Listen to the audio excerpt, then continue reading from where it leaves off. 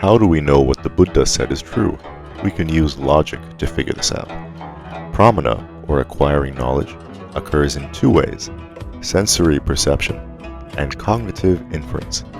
In plain English, perception is what we find out with our senses, like taste or touch.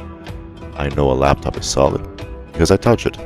Second, cognitive inference is observing the characteristics of what we perceive.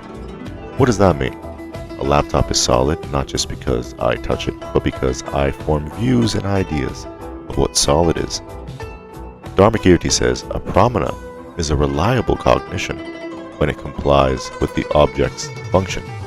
So a laptop is solid because the goal of the label solid is for me to use the laptop.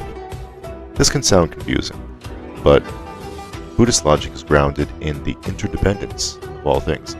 Compare this to the philosophy of objectivism, which says knowledge is independent of human perspective.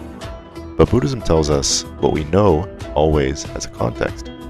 This aligns with modern science, where we form hypotheses with a goal in mind, test out the hypothesis with controlled methods, and if the goal is reached, a truth is found. So how does this tell us what the Buddha said is true? We just test out what he said, with a goal in mind.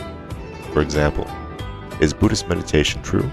We perceive with our senses calmness and alertness when we meditate. Then we infer, does this calmness and alertness meet our goal of seeking wisdom, seeking a moral life, seeking enlightenment?